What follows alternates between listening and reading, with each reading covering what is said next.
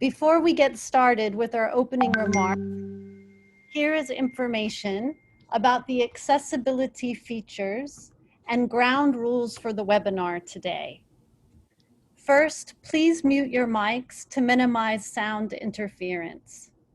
Please write questions and comments in the chat box. We have people who are monitoring the chat box to address your concerns. Only the camera of the speaker and the persons using sign interpretation will be visible today. If you will be using sign interpretation, please message the facilitators or message Pamela Godoy using the chat box function so we can be sure to activate your camera. If you'd like to tweet today, you can also tweet at the hashtag inclusion and GBV. So first, I wanted to note that closed captioning is available. If you want to use the captions, please click on the closed caption icon, and we will now show you the slide that has a picture of this at the bottom of the screen. A photo of the icon is here with two small CCs. The previous slide, please, Shiva. Next, please select the Turn on View Subtitles option to see the captions. You can also adjust the size and location of the captions to suit your own preference. If you prefer to view the captions in a separate window rather than on the screen inside of Zoom, please use the link provided for stream text.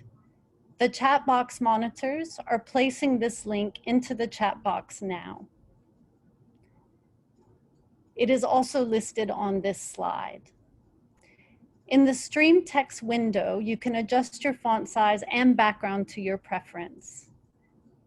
For persons who are using sign interpretation, if you would like to change the view or position of the window where you see the interpreter, please hover over your cursor over the video of the interpreter, click on the three dots, and choose Pin Video.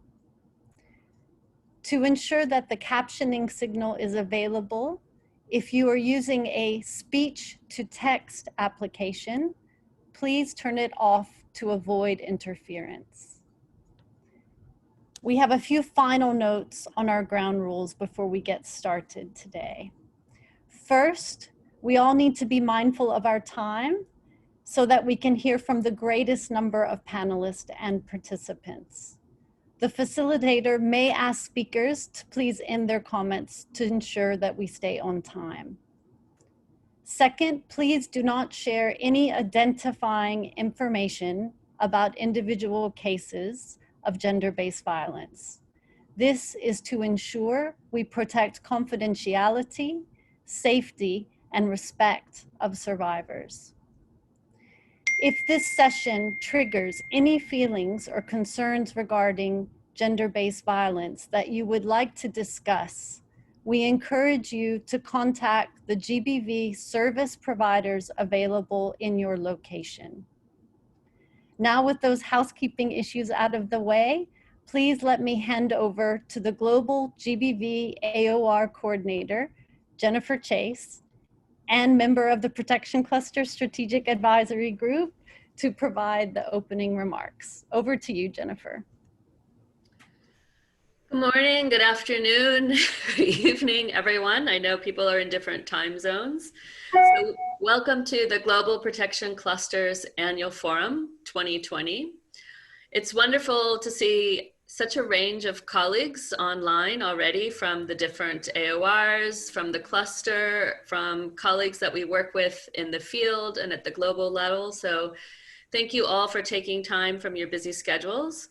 I have to say I've already gotten quite emotional watching the interpretation, and the sign for confidentiality is lovely. So I do recommend that all of you take a look at the interpretation, which is truly marvelous and very exciting to have as part of our session today. As you may know, the GPC convenes an annual conference every year, and this is a time that we discuss current challenges, emerging issues, exchange lessons learned, and provide strategic direction to the cluster. So this year, the 2020 Global Forum is jointly hosted by the GPC Strategy Advisory Group and the Child Protection, Gender-Based Violence, Housing, Land, and Property, and Mine Action AOR's Area of Responsibilities. And it's a unique event that brings together our partners and colleagues, service providers, academics, and donors from the different areas so that we can really look at protection from a much more comprehensive and strategic perspective. This year, because of COVID-19, as many others have had to do the same, we are going 100% virtual. This is a new challenge for us. We have a steep learning curve. Also, adding in the captioning and the interpretation has been a huge learning for us and a very positive one. But we might have a few glitches, so please be patient with us as the session goes on. And then, of course, please fill out the evaluation at the end to help us do a better job to meet your needs for the next time that we do something similar. And not just virtually, but in person, which I hope will be sooner rather than later.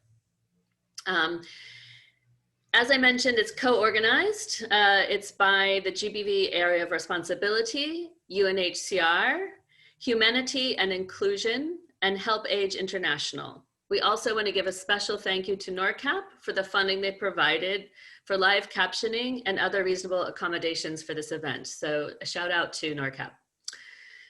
This event is both timely and critical. The COVID-19 pandemic has brought into focus the specific protection risks that persons with disabilities and older persons face in emergency. Not just health risks, but much broader than that. And I think it's really been a huge call to all of us to look at many issues being raised at this time that are dealing with protection. And really needing to look at the specific risks that persons with disabilities and older persons face in emergencies, including exposure to gender-based violence.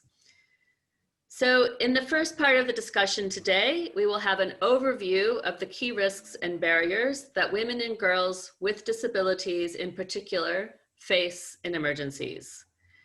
This will be followed by a panel discussion with field partners implementing projects and programs to address GBV in the current COVID-19 crisis. And then we will have time for you to ask us questions and answers or hear from you about your own experiences. This panel will be followed by presentations on key guidelines and tools and initiatives that we can utilize to improve our response. So we really have some important experts on this session today that have just developed fantastic tools that will help all of us work better. And then also looking at really our goal of having meaningful participation of older persons and persons with disabilities in all aspects of the work that we do. This discussion will culminate in dialogue to identify the key actions that we need to take to improve inclusion in prevention and response to GBV. And really, we want to walk out of this with action points and ideas of how to do that. And this is going to inform not only our future work as the GBV AOR and the protection cluster, but the GBV area of responsibility that is right now also working on our next 5-year strategy. And so we really want this to inform also how we inclusion, how we're more inclusive in our next strategy and really can focus much better on these issues. And with that, I'm going to turn it back over to Lee Ashley, and I'm really looking forward to this session. I personally am expecting to learn a lot, and I will be watching the sign language and learning all kinds of things about how to talk about confidentiality, safety. Yeah, I'm trying to think of the words so I can watch them, but please do, everyone, take advantage of this great opportunity. Back to you, Lee Ashley. Thank you so much, Jennifer. I'd like to now talk about how we're going to frame the session, and that's going to be with an overview of the protection risks and barriers that persons with disabilities and older people face. So today we have asked Abia Akram from the National Forum of Women with Disabilities in Pakistan and the STEP program to lead us as our keynote speaker. She will be followed by Emma Pierce, who will summarize key research findings on risks, barriers, and opportunities. Abia, the floor is yours.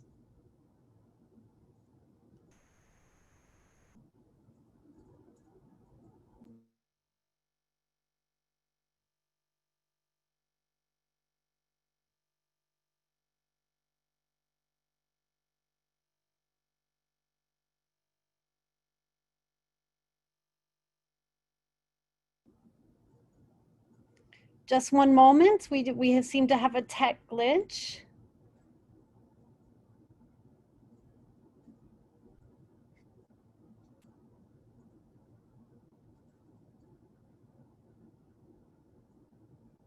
Abia, you're able to hear us? Yes, I can hear you. Great. The floor is yours, Abia. Please feel free to start your video. Thank you. Thank you very much for having me and organizing this important webinar today. Especially when we talk about the gender-based violence and women and girls with disability. This is critically important because I've seen like 10 to 15% of the total population persons with disability, and 50% of them are women and girls with disability, and more than 80% of them are living in the rural areas. That's huge number. And we in the normal times we were not able to see women and girls with disabilities because they were facing a lot of infrastructural, communication, physical barriers, and they were not able to come out of their homes. When we talk about the Asia Pacific region, it was so complicated to address the needs of women and girls with disability. We have experienced, even in the disaster situation, we witnessed that many of the families, they took their animals and expensive things in the disasters and leave the women with disability at home because they thought like it's an extra burden on us. And they got sexually harassed, they got all that physical violence and all the discrimination. And we when we talked to them, they said like we are not going to take them along because this is very challenging for us in the current scenarios to save the women and girls with disability. We also seen in the humanitarian experiences, the gender-based violence risk is on increase because there was a woman in the very rural area and she got pregnant for 3 times because she was having the intellectual disability, and her mother was a domestic worker. And she said like, I have only one solution to do the forced sterilization, the medical treatment, and that's it, because she cannot protect her. There is no mechanism or the systems available. And people have always these two extremes in mind. On one hand, they thought persons with disabilities are the punishment from God, or they are very close to God. So we have to protect them, we have to respect them. In both extremes and the concepts of disability, people with disabilities are completely living a confined life at home. So that was really challenging for women with disabilities in the normal scenarios to address the gender-based violence, and especially in the humanitarian response, it was getting more complicated for them. The people who come to rescue them or protect them, they are the ones who do mostly like the harassment and the sexual violation. And we also experienced that these women with disabilities were not able to respond, because in the humanitarian response they are providing the emergency services, and they completely like ignore some of the aspects of addressing the legal notifications and legal systems where we can report the challenges faced by women and girls with disability.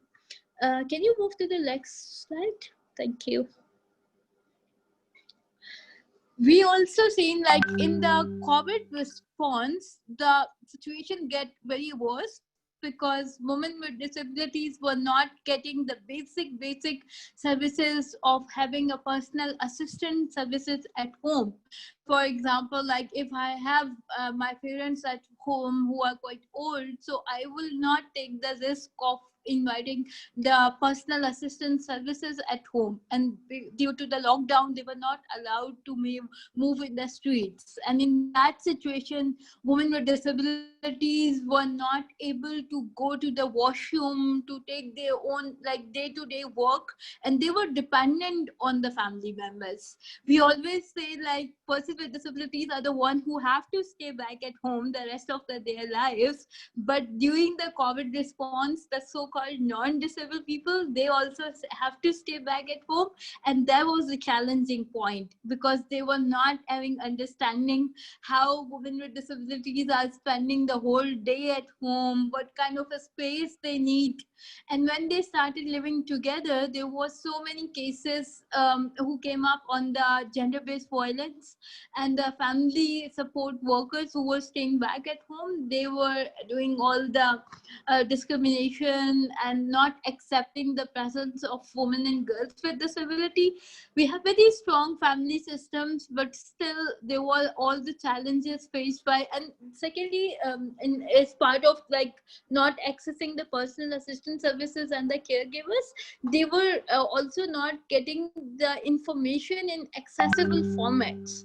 So that was the reason they were not able to understand how they can protect themselves, what kind of like services they have to go to the doctor, consult for their COVID response testing and all. So that was really complicated for them. And also the increased stigma on the basis of disability. I met with many of the women with disability, and they were complaining like, our parents were praying our daughter die before we die, because nobody is going to take care of them.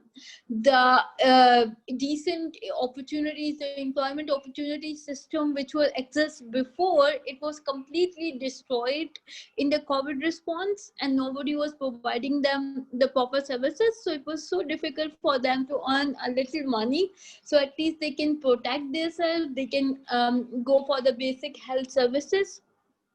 And there was a stigma, it's increased.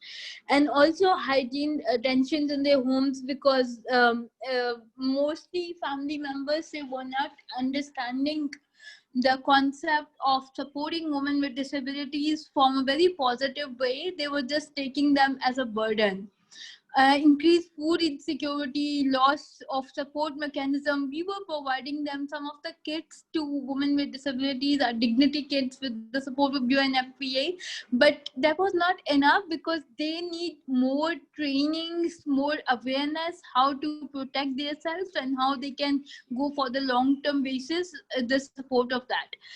Women with disabilities living in the residential settings are further like isolated, because we have seen when we had a series of online discussions with women and girls with disability, we find out like those women were addressing how we can protect in the like counseling and the psychosocial support to women with disability, because in that situation they were not able to share their challenges with other women with disabilities. The support mechanism was also destroyed.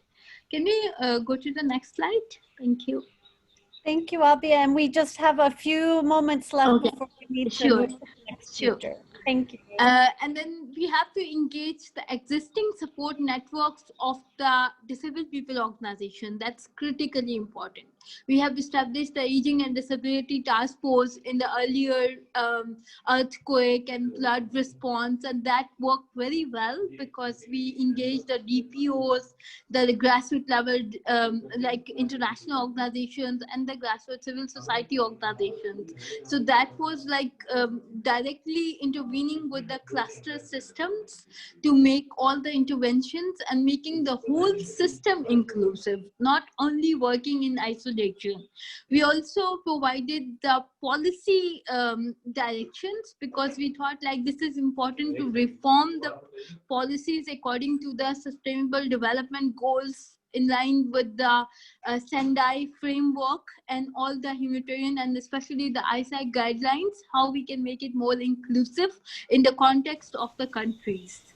And representation of women and girls with disability in all the platforms is critically important. So I will be available for the question and answers, but I think this is really important to take some good initiatives from the countries of the Asia Pacific and engage directly women and girls with disability in all processes so they will be able to guide more and how we can inclusively make our systems more accessible for the lives of women and girls with disability. Thank you very much. Thank you.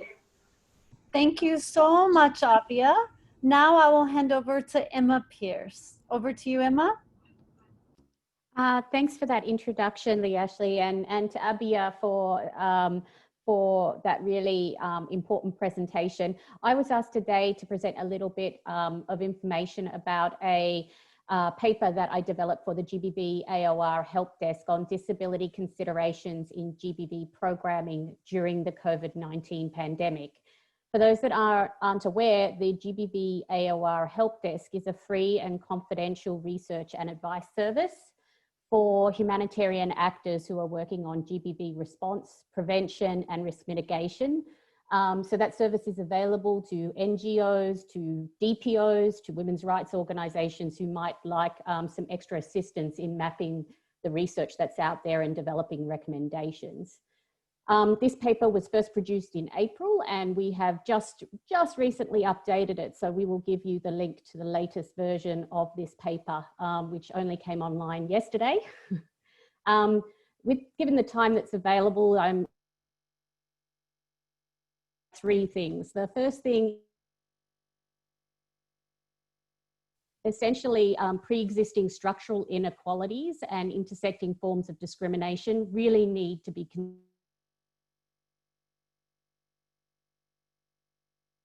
and we have to be continuously reflecting on which women are and are not being reached with any adapted or remote programming modalities that we might be using in this current context. Now, Abby has already given a really good overview of some of the barriers that prevent survivors from disabilities, survivors with disabilities from accessing GBV services and support. But there are three barriers, and all of those apply in the COVID-19 context. However, I did want to highlight just three that have come out in the research as being quite prominent and quite significant. The first one is that disrupted social services and assistance, as Abia mentioned, means that people may not be able to physically access GBV services as they did previously. We also know that the economic impact of this pandemic has been huge and many persons with disabilities have lost their jobs and as a result don't have the financial resources for safe and accessible transportation to facilities. And lastly, we are really relying a lot now on online and digital modalities for communication. And there is still substantial access gaps when it comes to digital technology, but also literacy, knowing how to use the different sort of software and different online and online platforms that are out there. And that's all impacting on people's access to GBV services in the COVID-19 context. Next slide, please. So what does this mean for our COVID-19 pandemic response when it comes to GBV? The first and most important thing is that we do need to consult with organisations of women with disabilities when making adaptations to programming. There won't be a one-size-fits-all approach to this. We will need to use different modalities for different survivors, and we will need to think through all the risks that might be attached with a particular approach. And we need to make sure that women with disabilities have the information about how we are adapting those services, whether it be through a hotline that is launched, or perhaps your women's centre is now running a prioritised service whereby people visit at a certain time. It's manned at a certain time for people to visit. The second thing is case management should also, with survivors, should also include contingency planning for potential disruptions in their support services and assistance, along with other safety planning measures.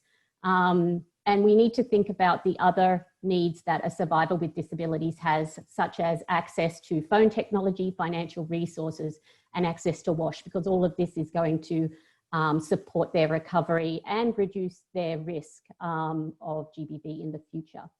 And lastly, this is really a time for, I think, solidarity between the disability and gender movements, and for us to look at how we really advocate together for disability and gender inclusive COVID-19 policies and practices, especially as we shift into the recovery period of this crisis. Next slide, please. I just wanted to mention that we have also been running a whole bunch of webinars on for the GBV community. This is being done through my role at the Women's Refugee Commission, and many of you will already be a part of the GBV AOR community of practice. I just wanted to highlight that we do have some webinars coming up in October.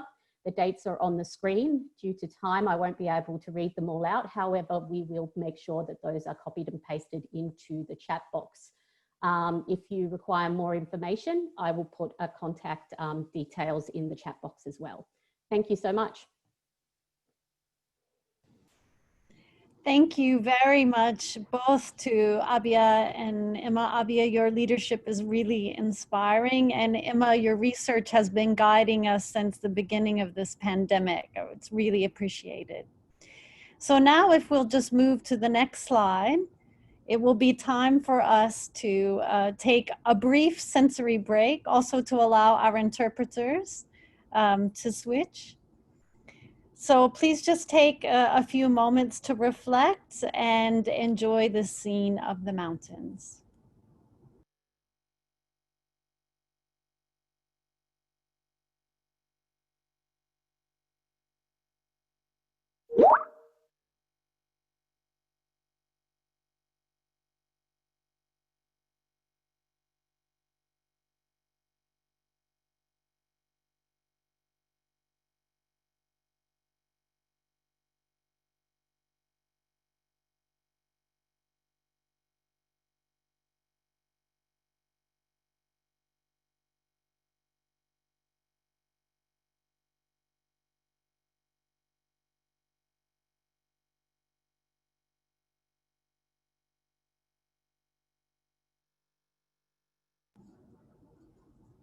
Okay, thank you, colleagues, for taking that moment. Our first panel will delve into the nitty-gritty of field practice. And we're going to have partners sharing their experiences from Sierra Leone, Vanuatu, and the Ukraine. And they're going to be reflecting on responses in a variety of protection environments, including compounded health pandemics in a nexus situation, compounded natural disaster and COVID-19, and conflict settings plus COVID-19. So our first speaker today is Mahmoud Cargo from Humanity and Inclusion. Over to you, Mahmoud.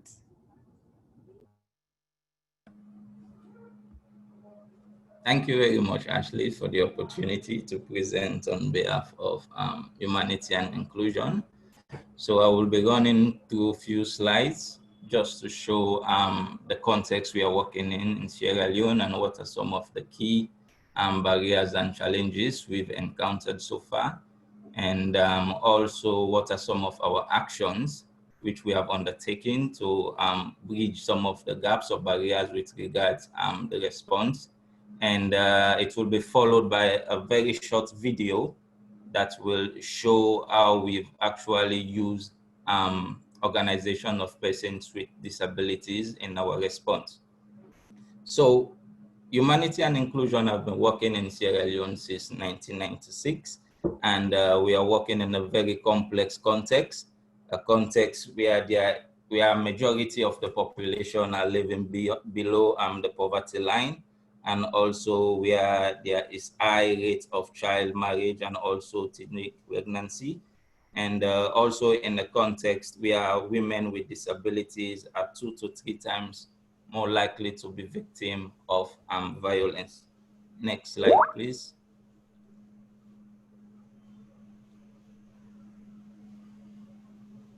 So according to 2 assessments we conducted, one with regards getting the hotline that is established, but most times some of the victims have problem with having mobile phones and also not even having, you know, the exact number that is supposed to be reached when the service is needed.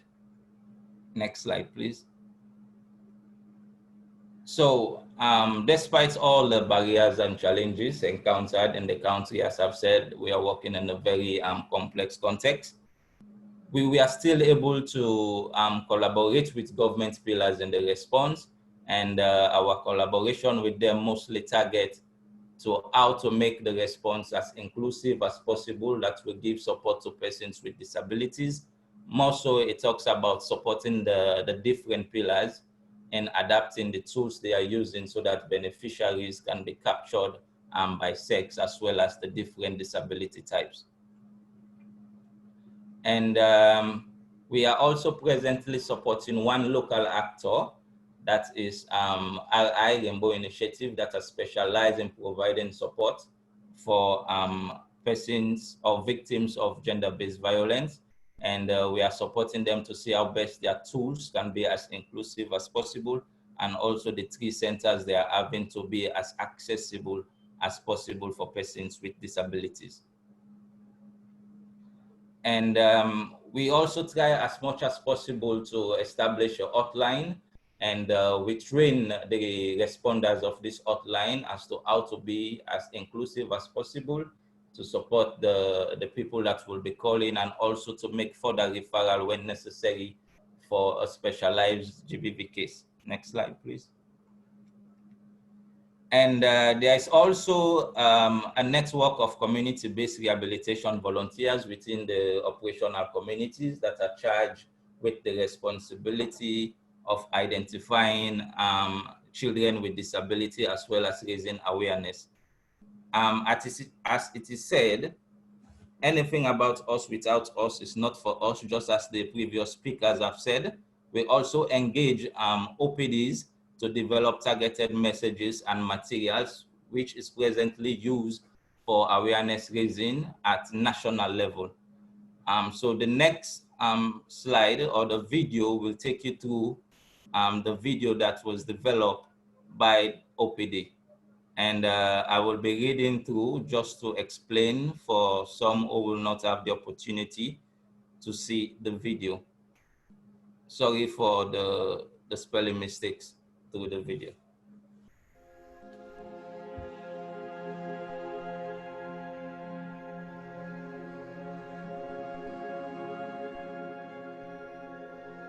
So here we can see a disabled woman already undergoing pressure during the corona outbreak. Living in fear and everyday survival is becoming difficult for this person.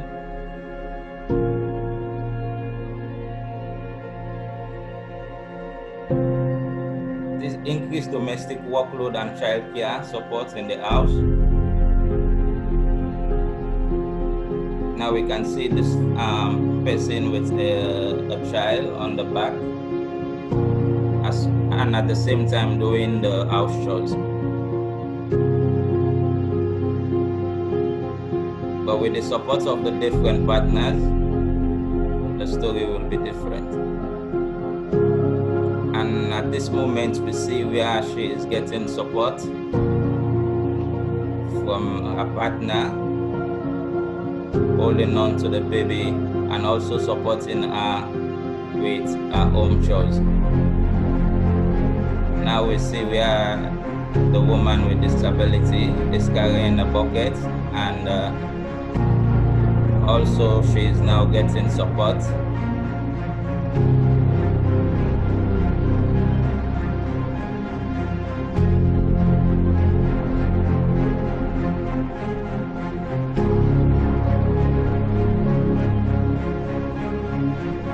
So a very key message from this video is that during the time of coronavirus, we really need to give support to one another so that life can be better. As this na corona time, the man then at the time this for support with the woman there as a disabled woman there. We not get chance to go on the street for go fena. Since then they go fena, let them come and support we. Now the time this for them for help with the disabled woman there. Because get picking them what they suffer with na us. The man and the woman them for work side by side. Man not for violence the woman there. Especially when a disabled woman there. Then let we not forget say corona time for put on face masks, we mask up, wash we hands, sanitize we hands. Then when you dey cough, then you elbow like this. Then social distance for always day. We tell we donors then thank you for what them bring we on board for sensitize we come with them about coronavirus. So that short talk was in the local dialect, Creole. And she was just giving like a concluding statement as to how to support persons with disability in the time of coronavirus. And she was also saying a big thanks to partners. Thank you very much. Thank you so much, Mahmoud, and thank you very much for sharing that video. I think that's a model that many of us can look to see how we can increase and make effective awareness raising pieces for our work. And we do have a request to share the link to the video for the future. So now let's go to another part of the world, to Vanuatu. Chloe, the floor is yours. Thanks, Lee, Ashley. And it's a privilege to share some news from the Pacific tonight or today. So for those of you who don't know much about Vanuatu or where it is, it's an island nation. It's got a relatively small population of about 270,000 to 300,000 people. And most of the population are spread out over across 12 main islands. So it's quite a small and dispersed population. Vanuatu is on the Ring of Fire in the Pacific and is ranked as one of the most vulnerable countries in the world to natural disasters, at risk from cyclones, tsunamis, volcanic eruptions, drought, flooding, etc. And against this backdrop as being quite vulnerable to natural disasters, it also has some of the highest rates of violence against women and girls in the world. And a study from the Vanuatu Women's Centre in 2011 found that among women who had ever been married or in an intimate partner relationship, more than 3 in 5 had experienced physical or sexual violence. So about 60% of all women in a relationship. Close to 70% had experienced emotional violence. And of those who had been injured during violence, more than 1 in 5 now has a permanent disability. And so we can really see some of the intersection between disability and violence. And this is particularly important this year when in April, Tropical Cyclone Harold made landfall in some of the northern provinces. And at the time, Vanuatu was under a state of emergency with some very strict domestic border and international border policies that restricted movement in country, including between the different islands as well. To date, Vanuatu does not have a case of COVID-19 due to some of those very strict international borders, but the economic impact of COVID-19 coupled with the disaster has been profound in the country. Next slide, please. So now we're going to hear from my colleague Joyce Napwat, who is a World Vision Vanuatu staff member. Joyce has a disability herself and was in Sanma province when Tropical Cyclone Harold hit.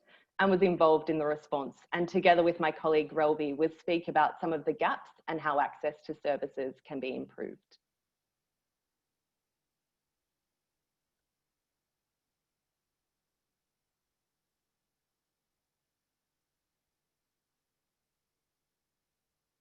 Onto the video, please, Shiva.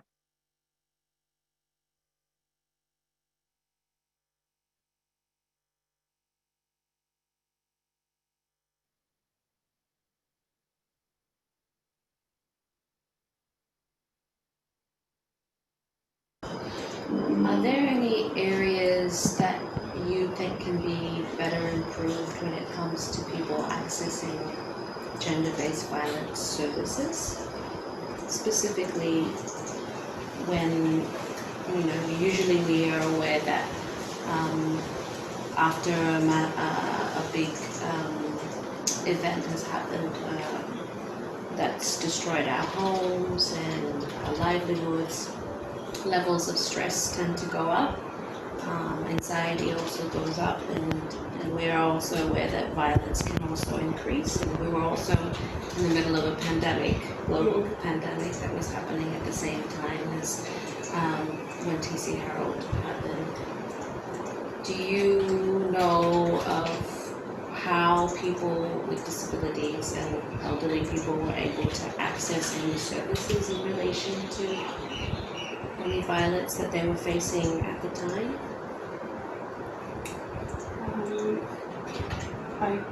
I didn't remember, or I did not get any specifically from people with disability about any related to gender-based violence, but I can see from my point of view about how we can improve those gaps is if we could have people in the community where we train them about how to talk to people with disabilities when they face situations based on gender-based violence. That would be good, because I would like to see them to access that, like to be able to feel confident to share their feelings and to share about how, when it's not safe or anything they want to share with that person, I would be good for them, so that that person can take seriously confidence of those reports and the voice of those people with disability in the community, and go to a referral, and would be a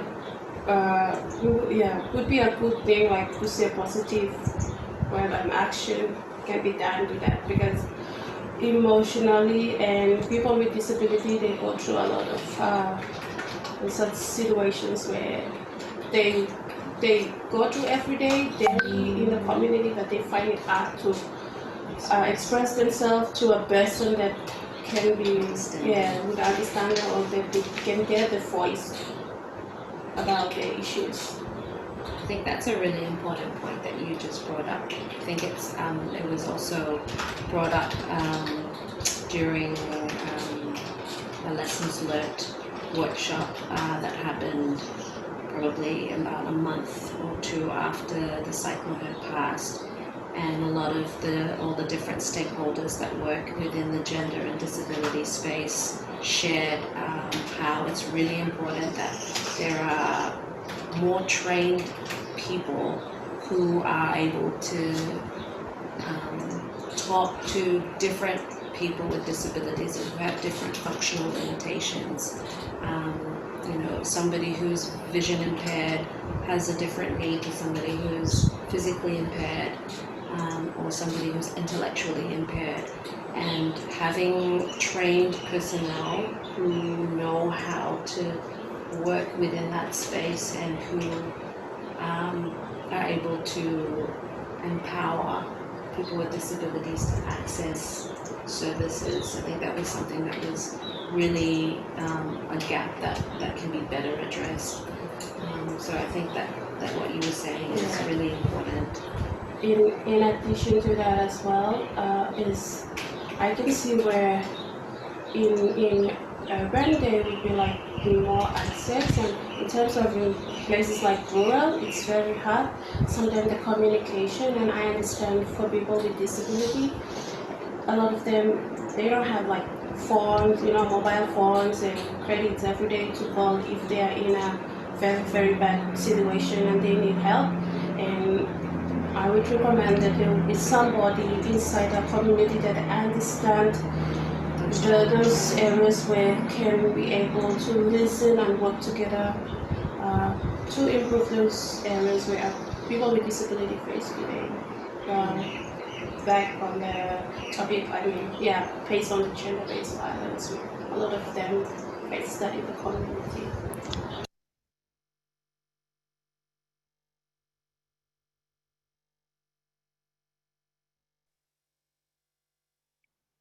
Thanks, Shiva. Back to the slide, please.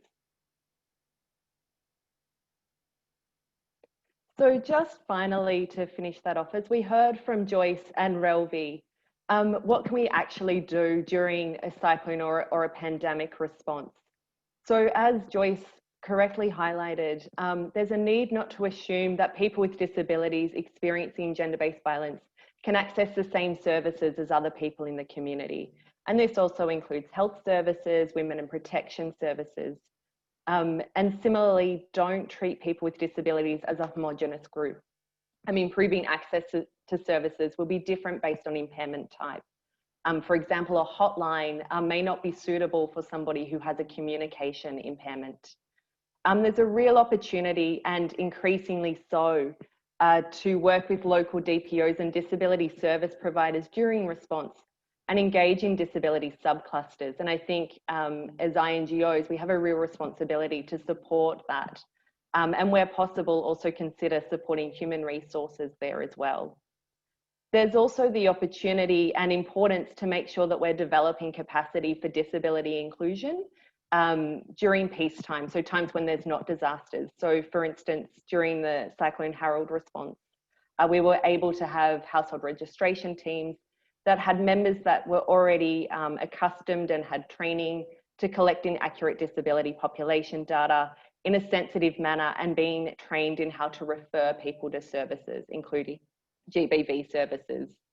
And lastly, there's also a need to contextualize our ending violence materials and GBV materials that we might use during normal responses, taking into account the impact of COVID-19, and particularly if that includes accessing services that may be closed or on limited hours, or where there's mobility or operating hour changes as well. So that's all from me. Thank you.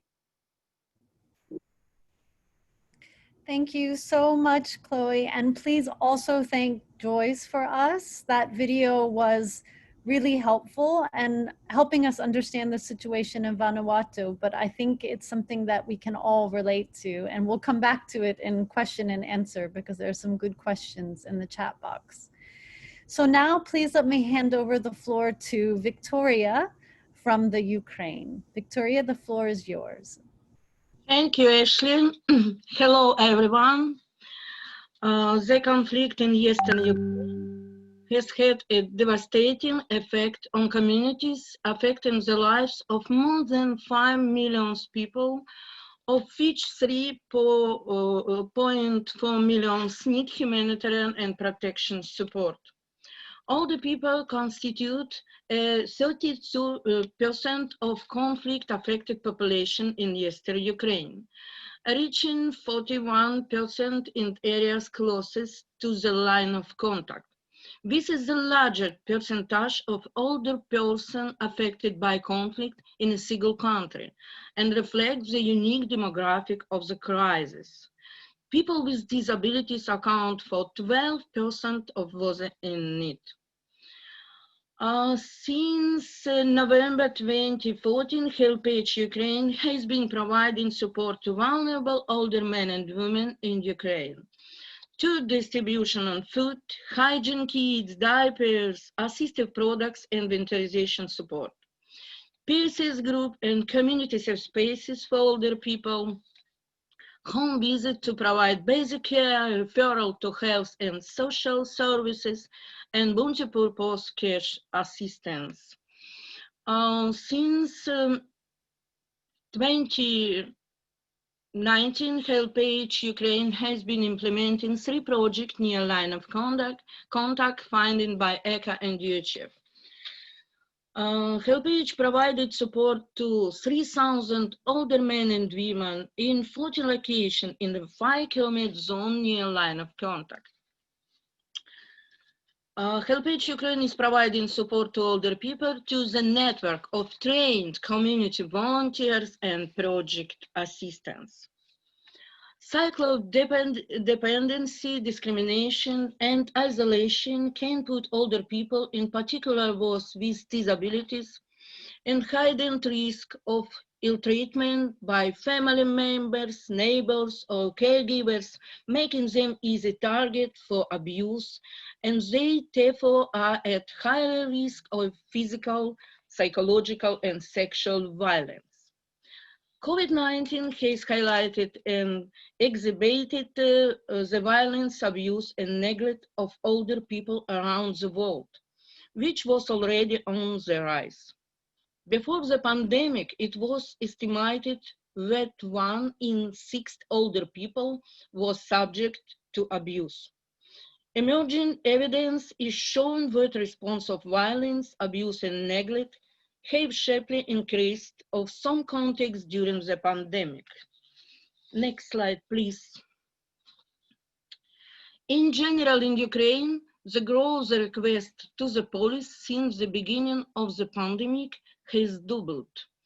For example, according to information received from Regional Department of Family and Youth in Donetsk region, for the first half of 2020, the number of cases of violence increased by 86%. However, the data is not disaggregated by sex, age, and disability. According to data from 12 mobile teams funded by UNICEF, former UNFPA mobile teams, which working in the 20 kilometers areas in Donetsk and Lugansk regions, since the beginning of the year, 2,290 older people, 1,652 women, and 567 men have become victims of violence. In this figure were people who live with the victims or witness the violence. Due to this, President of Ukraine last week signed an edict on stringent measures for prevention on GBV. At the same time, domestic violence and abuse often goes unseen, unreported, and unchallenged. HelpAge Ukraine provided own needs assessment of older men and women, which showed very low numbers of abuse in 5-kilometer zone near line of contact, which could explain by a limited number of household members, average 2.1 members household, or even less, around 60% of older people living alone according to assessment. All culture, very important in Ukraine, cultural barriers do not complain to others. It may also due to restriction on movement during quarantine measures, so relatives who sometimes visited older people cannot come. Who is the most at risk of violence, abuse, and neglect during pandemic COVID-19? Older people, particularly older women living with disabilities or mental health issues, or receiving care and support for independent living from caregivers and family members, are at a higher risk of violence and are less able to seek help.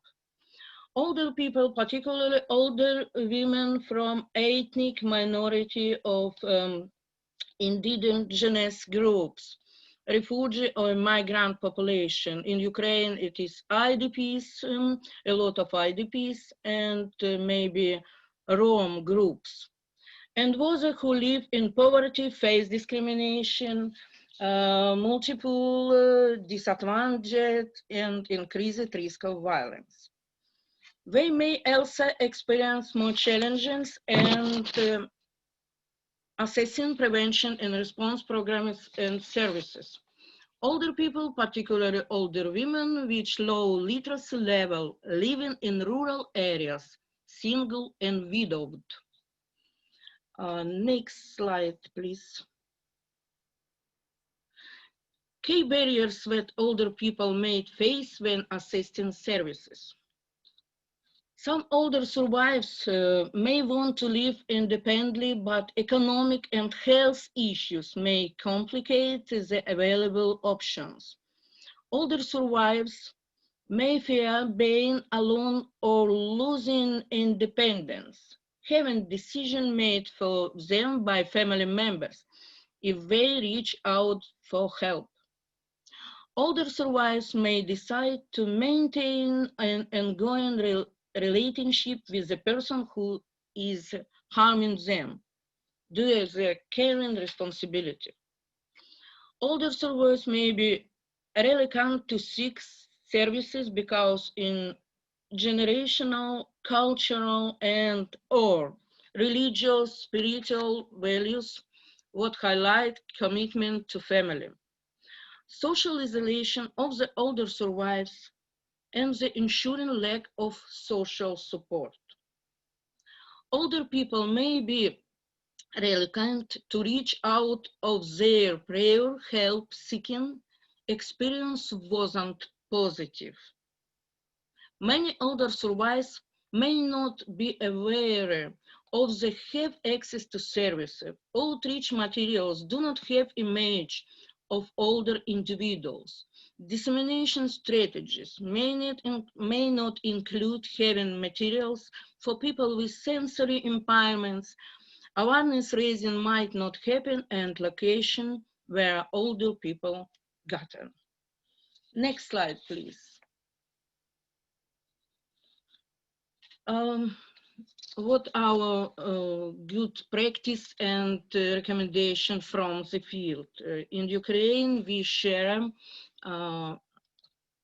materials for older men people who are homebound to ensure that they have access to needed information regarding GBV services provided from local partners, international NGO and governmental institution, namely Department of Social Protection of Ukraine. So our recommendation, raising awareness among older people of available support services in different formats, taking into account the specific needs of older people with disabilities. In case of GBV, to provide referral to partners, organization and governmental services, and maybe to the UN agencies like UNFPA. Ensure inclusion of older people and people with disabilities in humanitarian response program through advocacy and participation. For example, in OCHA and protection cluster coordination meeting, as well as SGBV subcluster. HelpAge established Age and Disability Technical Working Group, which work under protection cluster on national level in 2016, and key tasks for Age and Disability Technical Working Group. Advocate for the stronger inclusion of older people and people with disabilities in humanitarian response. Provide technical support to humanitarian actors in issues related to aging and disability.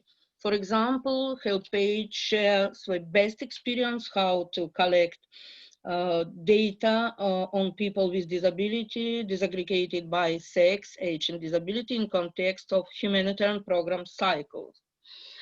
Also, HelpAge promote using Washington's group questions for identify disability in humanitarian context. Also, H Disability Technical Working Group promotes the using of humanitarian inclusion standards for H and disability in humanitarian actions. HelpH provide training to all stakeholders, provide regular updates and analysis about specific issues of concern, protection gaps, and good practices. During the pandemic, HelpH shared to all participants in Disability Technical Working Group and all clusters key advocacy message on protection of older people, COVID-19 guidance and advice for older people and people who live in their nursing homes. Based on our experience, H and Disability Technical Working Group is a good tool for older people and people with disability rights protection, cooperation between different humanitarian actors. Thank you.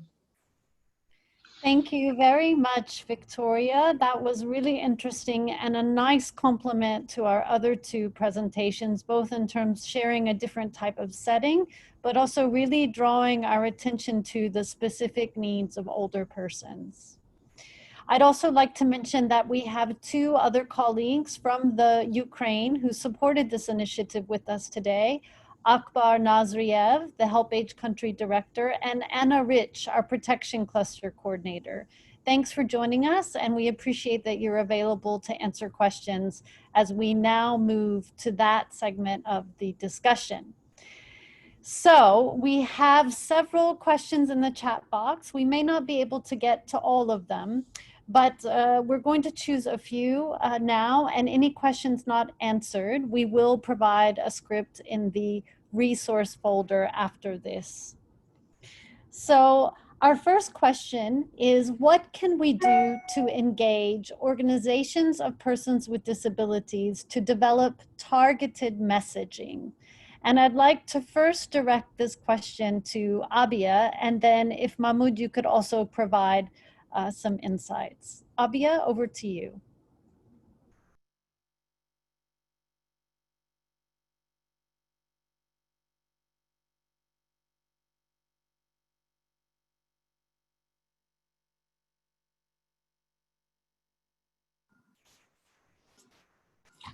Thank you. For engaging the persons with disabilities, this is really important that we can have one-to-one discussions with them and engage them in the implementation and planning and everything. And we can raise their voices from getting the small questions and having more dialogues on the table. Thank you so much, Abia. Mahmoud, do you have any suggestions based on your work in Sierra Leone and the video that you made? Yes, so from our side, first we have too many OPDs in country. So in order to make like the selection process more free and fair, we launch a call and allowing the different DPOs to apply, giving priorities to OPDs, women OPDs. And just as Abia said, and we, after the selection, we have like a discussion with the selected one, like to guide them on the process, what they are to do, and what specifically the messages should target, and what will be like the dissemination process of the messages. Yeah, but first, just to get like a selected one, we launch out the call, giving the opportunity to different OPDs to apply. It's also a kind of a capacity building, then knowing how to search for a call and also to apply for it. Thank you, Mahmoud. And now I would like to ask another question. How do we mitigate risks to GBV, particularly in areas where there may not be GBV services available? And there's also a question about how do we mitigate risks of GBV in temporary shelters. So I'd like to ask Emma, based on your research, if you have any tips here. And Chloe, if you'd also like to come in based on your experience in Vanuatu. Over.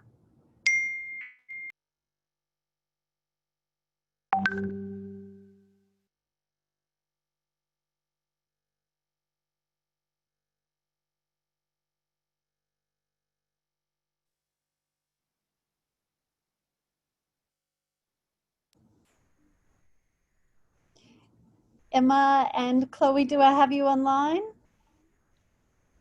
Sorry, thanks, Lee, Ashley. I'll answer the second part of that question, and I'll see if Emma has anything to add to the first part about shelter. So it's a really good point, and often, for instance, in countries in the Pacific and a country like Vanuatu, there's only one main service provider in country, and so it's also recognising that the access to services can be multifaceted, and trying to increase access to services such as health, disability people's organisations, and as well as police and things like that.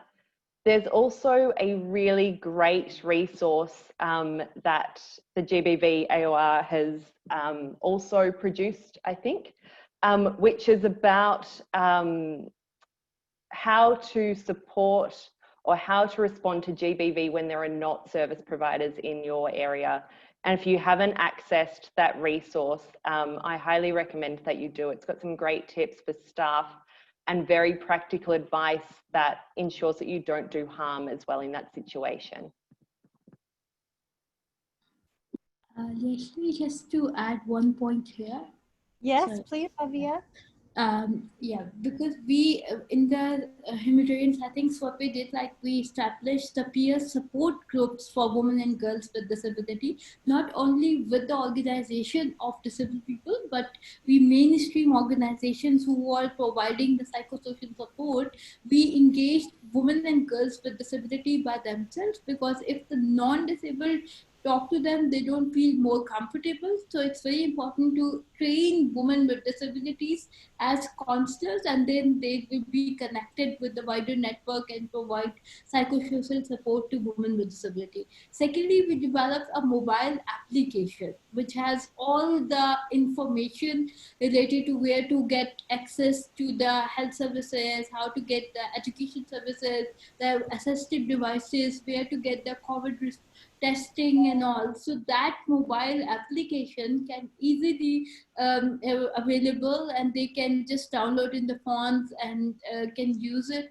So it's all accessible in the sign language for the blind people. It's a voice recording, so they can get information from there. Thirdly, we also try to give the online trainings to those women with disabilities. So we had like 100 women with disabilities we train on the Power to Persuade. So it's kind of a like women with disability get an online advocacy platform where they can raise their concerns, whether it's related to humanitarian response or if it's in the development. So that's kind of like trainings and services we can provide to them. And we can share those examples with you. Thank you. Thank you so much, Avia. That was really interesting to hear about the frontline work that you're doing. So now I think we will move to a short break. But I wanted to let you know the question related to data will be taken up in our second panel just after this. And regarding prevention of sexual violence in COVID-19, our chat box monitors have shared some resources there, including the recent GBV AOR help desk paper. So please do consult those resources.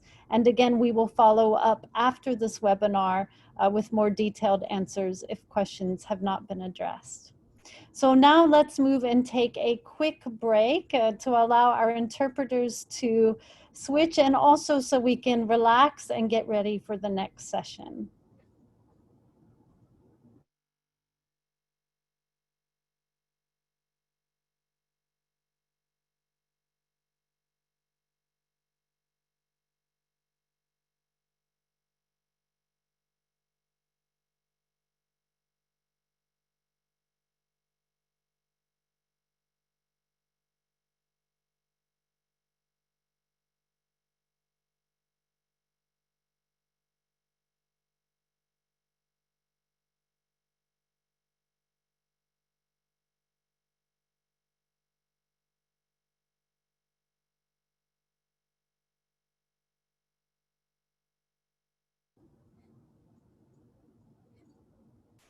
Okay, thank you. I am now going to move us to our next panel discussion.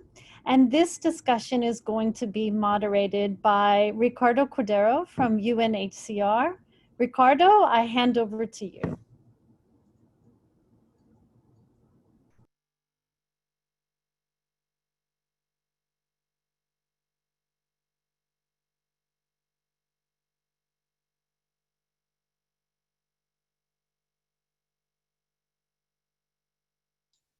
Okay, thank you. Sorry, I had some trouble in unmuting myself. Just checking that you can hear me well. Yes. Yes, we can hear you loud and Okay, clear. thank you. So my name is Ricardo and I work for UNHCR as Protection Officer on Disability Inclusion. And in this second panel, we wanted to share information on system-wide guidance on disability inclusion, which has been a request that very often was shared at field level. I've seen as well a comment how we can ensure that UN entities and all NGO actors as well have a same understanding of disability, a same interest on disability. So generating this guidance and a reference group that is going to be introduced by Christian Modino Hawk will expand more information on this, and you will be able to use this guidance to advocate for more attention as well at field level. And then we've seen risks faced by women with disabilities, girls with disabilities, older women, in terms of GBV and some of the programmatic responses.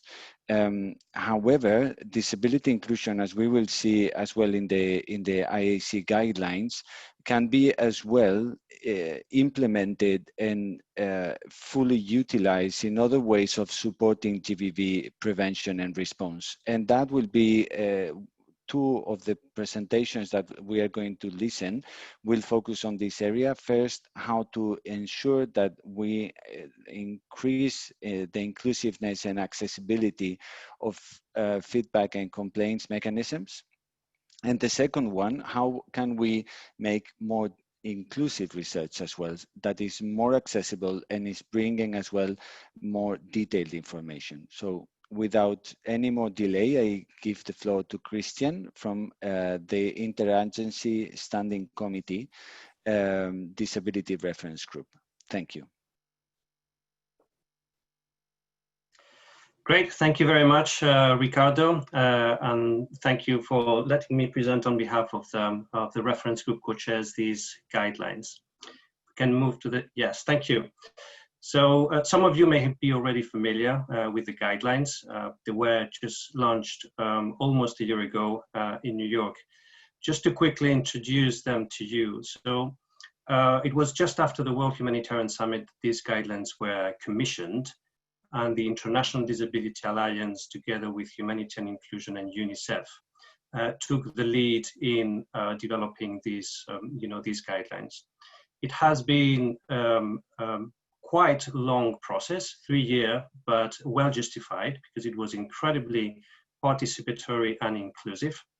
So there were more than 600 actors that were involved throughout all the consultations. There were regional consultations and sectoral consultations to develop these guidelines. And the Women's Refugee Commission was particularly involved in facilitating the discussions on the GBV section. These guidelines have been so far translated to Arabic. There is the English version and there is an easy to read version as well. And you can find them as well in Braille and other platforms. Next slide, please. So the guidelines, for those of you not familiar with it, is structured in 3 main sections. The first one, which we call the introductory chapters, which take you through the legal and policy frameworks that exist and that are the reference within which these guidelines fall. The overarching principles or the must-do actions that all actors need to consider when developing and designing inclusive programming. cross-cutting topics such as gender, age, and diversity, including cash programming, and the roles and responsibilities of the different stakeholders. So be it government, humanitarian country teams, program people, or organizations of persons with disabilities, to name a few. The second, and probably the core area of the guidelines, are the sector-specific chapters. So they are all structured in the same way.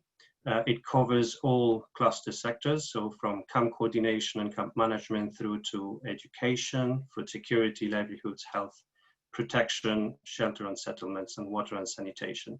And then the last section, a few annexes, which provide some specific tools that can be useful for practitioners, such as how to provide reasonable accommodation or disability inclusive indicators. Next slide, please. So just to focus on the protection section, as I said earlier, most of the sectoral chapters are designed and structured in the same way.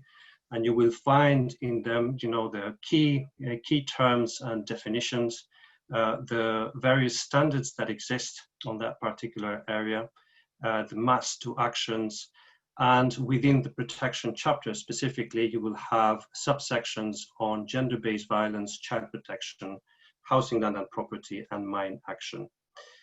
What is particularly useful in how these chapters have been designed is that you will find a series of recommended actions that are structured that are structured as per the program cycle.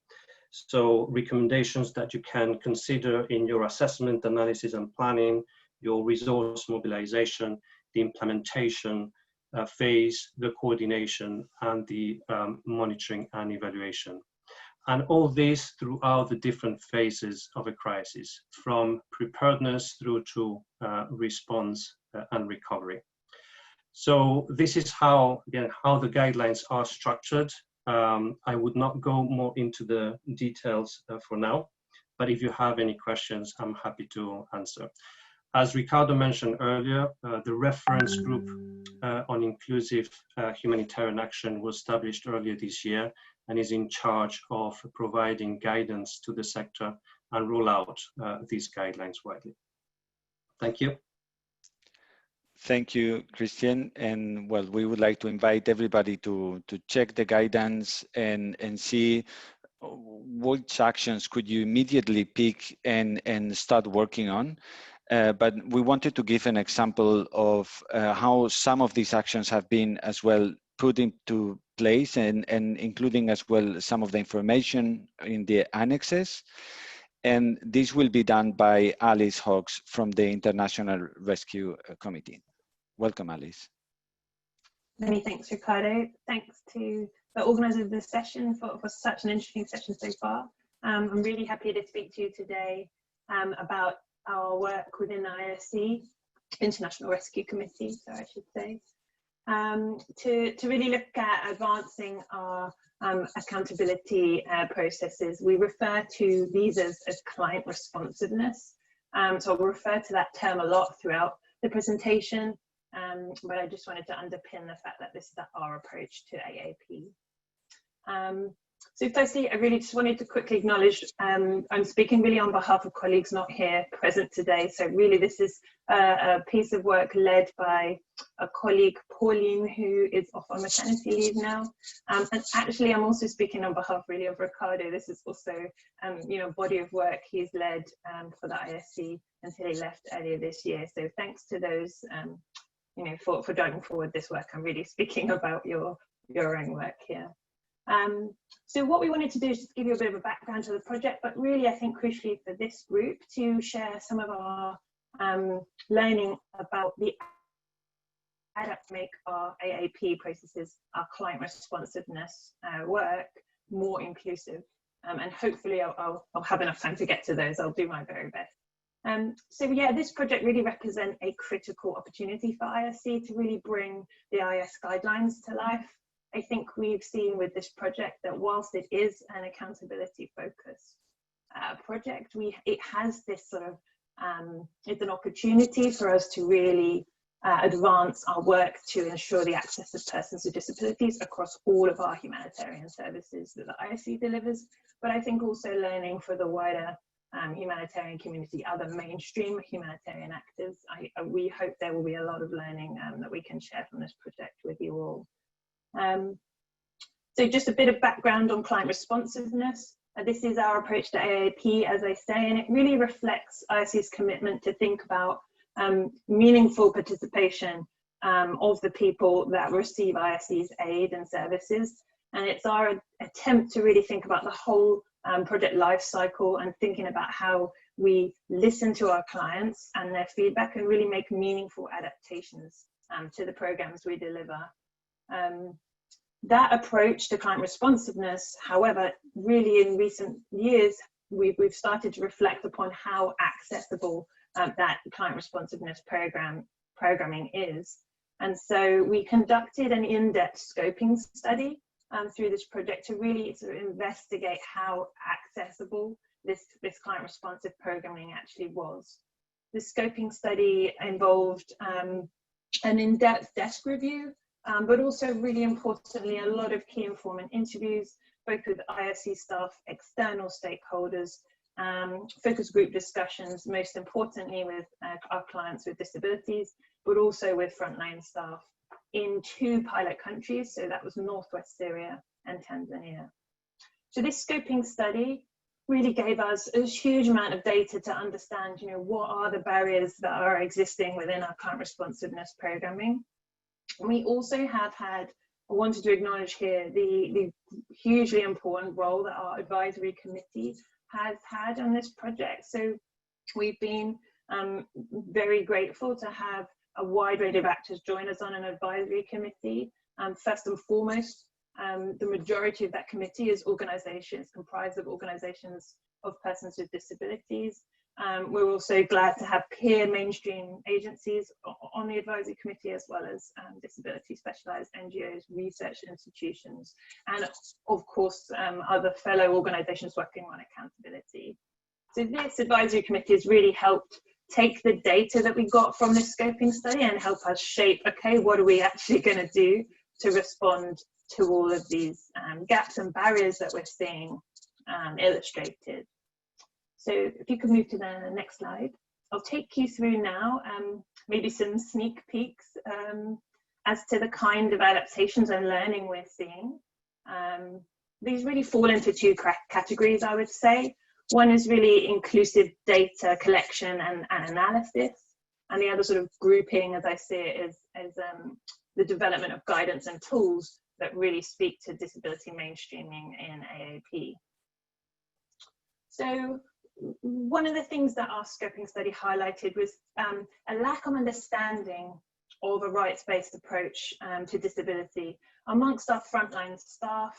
And I think this manifested itself also in a perhaps attitudinal barrier around how much persons with disabilities can actually interface directly themselves with feedback mechanisms. And we've seen that some of these attitudinal barriers really prevented persons with disabilities being able to access our feedback mechanisms in an autonomous, safe, dignified way. So we've been developing, as a result of that learning, some training and guidance that really tackles this attitudinal barrier, helping people understand better the rights-based approach and how we can really bring that to life in accountability mechanisms. And interestingly to me, one of the most useful products so far we've seen from this project was that we developed an easy to read guidance, helping explain the informed consent process, and also explaining an interview, the process of going through an interview. And just that tool itself has been used already widely across IASC, and we've seen how much that kind of easy to read guidance hasn't really been available. And I think that is one real crucial learning for us, is looking at all of the guidance we have across our AAP client responsiveness processes and thinking about where can we make these easy to read guidance, but immediately seems to have made such an impact. Another piece I wanted to touch on was how the scoping study highlighted, perhaps unsurprisingly, a lack of consistent disability data disaggregation across our M&E and our accountability mechanisms. So we've really tried to look at developing some tools to tackle guidance on using the Washington Group short set, and also just trainings to help orientate our measurement M&E staff and accountability staff with the process of gathering this disability disaggregated data. For this group, I also really wanted to crucially highlight one tool which we developed, which really helped us see how to assess the safety and accessibility of our services. So we've developed a safety and accessibility audit tool, which actually was developed to look at GBV services and child protection services, and really just to look at the delivery of that service and how accessible those services actually were. So we're starting to roll out that tool, pilot it in our 2-country programs, and really try to understand how we can better address or understand the barriers that clients with disabilities, women with disabilities in particular, are facing in accessing our services more generally, but also considering how they can access our feedback mechanisms, and using this accessibility tool to really help shape our response, basically. So again, it really takes us from accountability mechanisms beyond that into our programming itself. I think maybe just where I know I'm running out of time now, I just note as well that IASC is really looking to embed our thinking around inclusion in other guidance and research on gender-based violence. And we've recently developed two products I just wanted to flag, and I'll put the links on the chat. One being the GBV blended curriculum, which allows for remote access, high quality training. And it's really been designed to help us be fully accessible. And there's an actual module on survivors of disabilities, module 13 in that blended curriculum. Another quick tool I'll flag is an inclusive guidance note that we have around GBV emergency preparedness and response, which we've also been finding hugely useful across various aspects of IASC's work, but in particular this emergency response and preparedness component. I think I better leave it there, out of time, but very happy to take questions at the Q&A later. Thanks, Ricardo, back to you. Thank you, Alice. So after sharing some of the tools that can be used to provide feedback, we are going to see as well some of the inclusive practices that we can use to ensure that methods and tools for participation in research are as well disability inclusive. And we are going to hear to Claire O'Reilly from Heartland Alliance, sorry for my pronunciation, and Eldra. So I give you the floor, Claire. Thank you.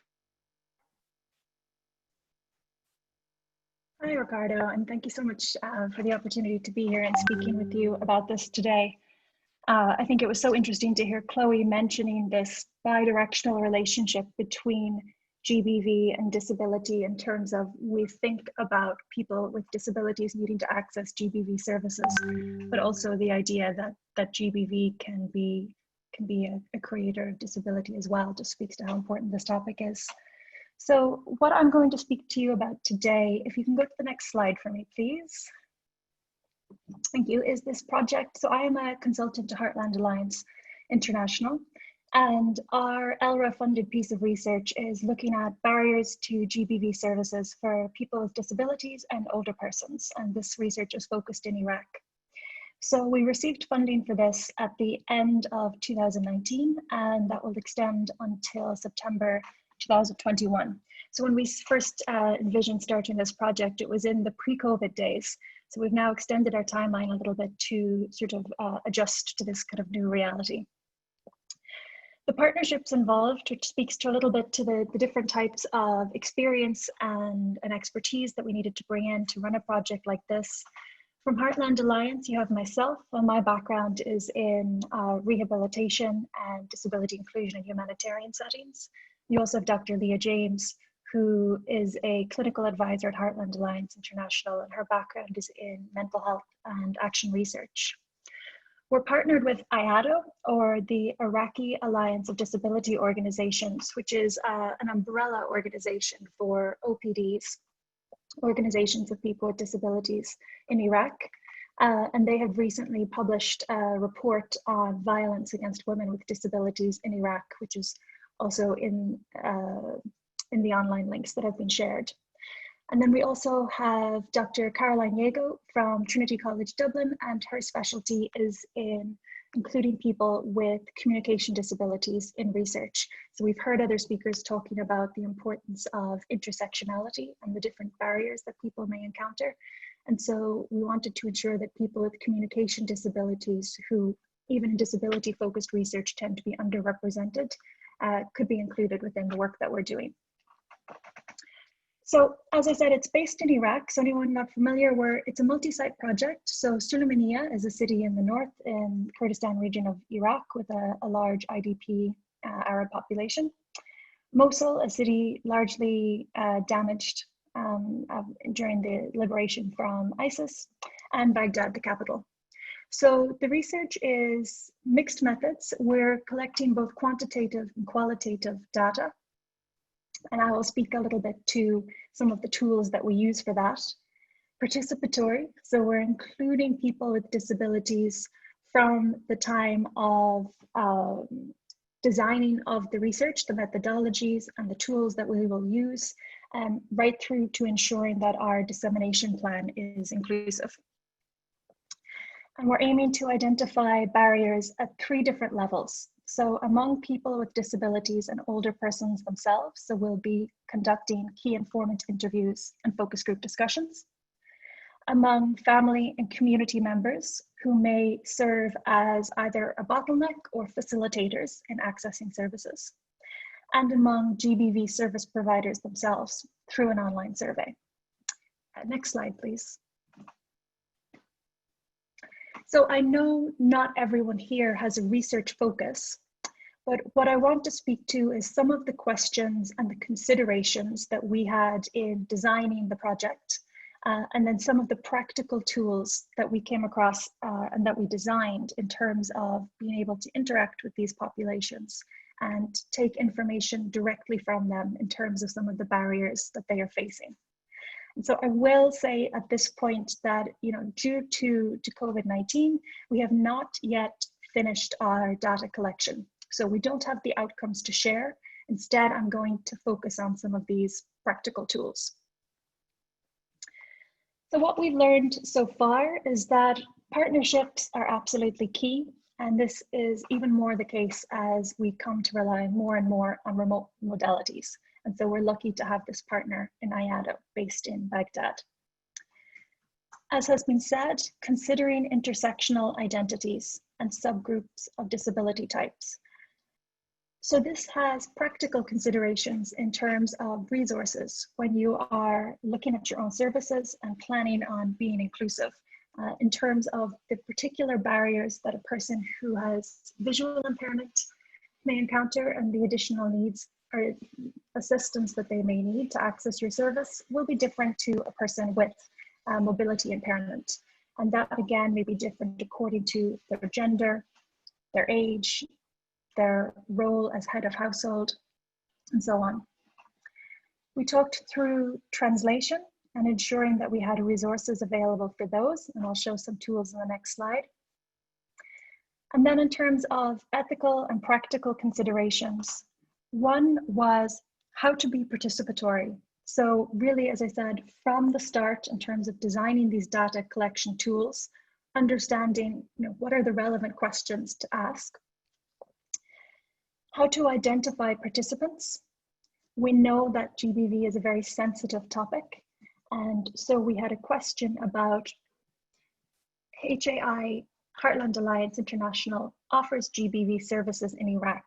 But if we went to that population of service users, would we be able to guarantee confidentiality and safety, especially given maybe the potential need for assistance in accessing interviews and especially now when more activities are being done in the home where confidentiality may be more difficult.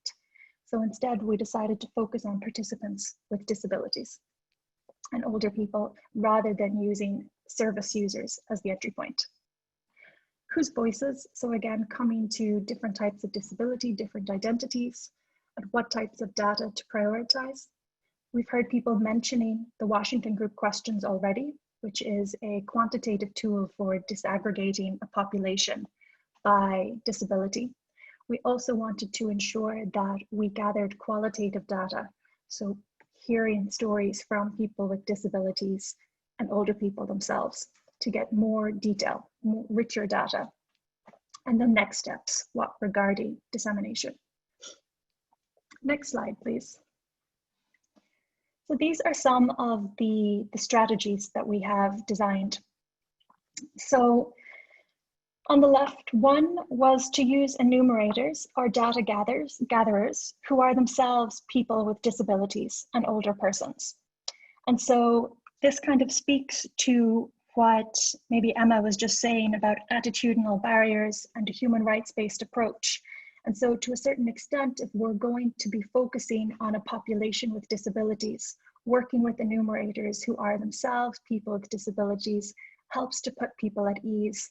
And as well, it has that role in terms of being participatory and empowering. We looked to receive ethics approval not only from Heartland Alliance internal review board, but also locally. So through our partner IADO, we were able to move through the Human Rights Commission with a special interest in persons with disabilities in Iraq. And we got useful information there in terms of thinking about how to translate issues like gender-based violence. We will have a participatory methods development workshop. So the idea is that in these next 3 tools that I'll give a quick overview of, that we would actually run through these with the enumerators and say, this is what we're thinking for our data collection tools. What are we missing? Are they easy to understand? How will they be practically implemented in focus groups? So what we have is the communication accessible consent form, and I have a cutout of that on the right.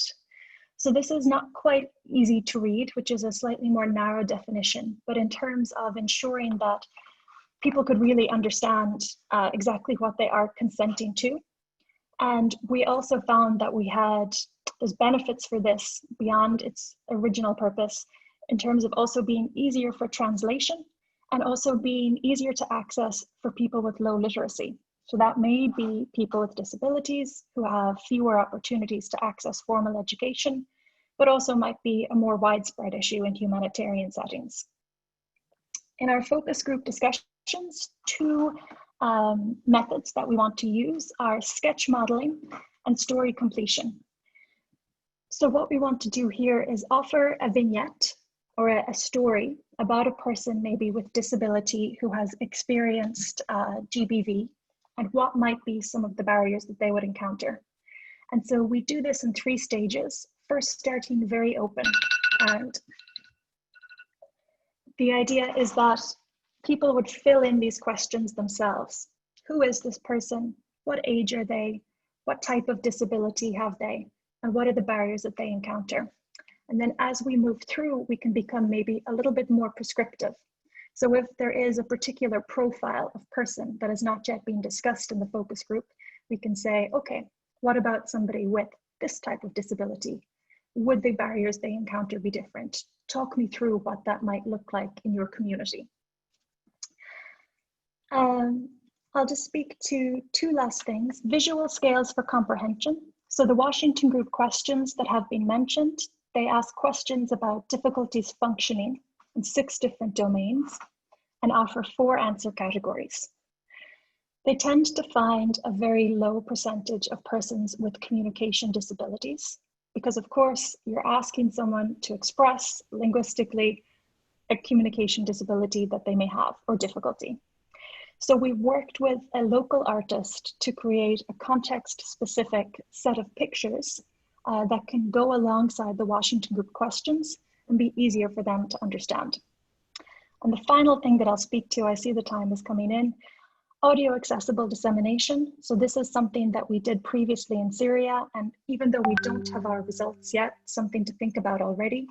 The dissemination will be in the full report, in academic article, but also in a plain language summary in local languages, which will also then be recorded as a verbal message so that that can be shared informally through WhatsApp networks and so on.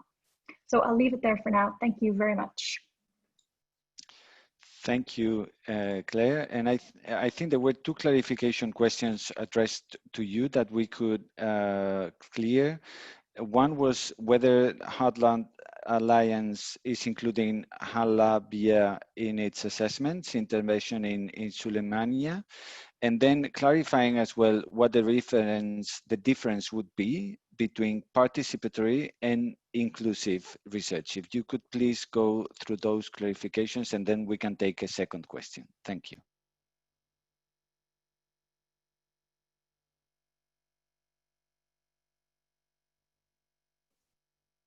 Do you want me to speak to those now, Ricardo? Yes, please, thanks. Okay, for Halabia, I will have to confirm in terms of, we chose our sites to be also somewhere that Heartland Alliance has GBV services available so that we could refer if we found a need. So, and then in terms of where we are finding participants and conducting the interviews, that's being done through the partner DPOs. So that will be according to where we find people with disabilities in the area who are willing to consent and confirm. So I can find out with HAI exactly their network of services in the area and share that. In terms of participatory and inclusive, others might have a lot to say on this as well. For me, inclusive is more about, are we including people with disabilities or older people as our respondents? Whereas participatory becomes a little bit broader and actually draws them into the process of what is the research question going to be? What are the methods that we are going to use to ask these questions? Who will the enumerators be? What will be the analysis and the validation of the data? And who will be responsible for kind of owning that knowledge and the dissemination process? So for me, participatory is a little bit more holistic in terms of partnering with people with disabilities and working with them through the process from step one right through to the end. Thank you. There has been many questions in the chat, and there has been as well nice initiatives shared, such as similar work on inclusion done in the shelter cluster. I wanted, though, to take back two questions. One from Ronald that says that effective participation of persons with disabilities in humanitarian emergency programs necessitates meeting their extra costs. From your experience, I would like to learn how you address this very crucial issue. There was a question as well on budgeting and a resource, the humanitarian inclusion standards shared. The IASC guidelines on inclusion of persons with disabilities have as well information. And I think the IRC, so Alice, could answer as well how these additional costs were integrated in the budget, or if there were additional resources that were developed to answer this type of request. Thank you. So over to you, Alice. Hi, Ricardo. Yeah, I would just briefly say on this, we've definitely seen the huge need for guidance around inclusive budgeting guidance to really break down what exactly is needed to bring to reality some of the accessibility barriers that we're seeing. So IASC developed, and again, credit to you, Ricardo, for leading us on this, some inclusive budgeting guidance that we're developing to look at our accountability mechanisms, but also sharing that more widely with different service providers across our agency. And I think in general, inclusive budgeting for mainstream humanitarian agencies is a really critical piece to move forward with. And I think collective guidance, so interagency guidance, perhaps the IASC Reference Group are also going to look at this, I think will be really critical moving forward. Thank you. And maybe just a last question before handing back over to Lee Ashley. There was two questions, I think, somehow related. One from Maya, from organizations who are not necessarily focused on implementing protection activities. What would be the suggestion for the first steps in practice to properly engage beneficiaries with disabilities in the activities who are not the target group? So which could be the first type of actions that could be put in place? And I would like to link it as well with a second question on how do we implement this type of inclusive programming with a focus on disability, but without increasing the risks that have been described. So if maybe Christian would like to share some of the ideas. Alice, I open, if Claire as well, anyone wanted to intervene, sharing this on how do we start with inclusive actions where there has not been previous experience, and second, how do we ensure that we do not increase the risk? Over.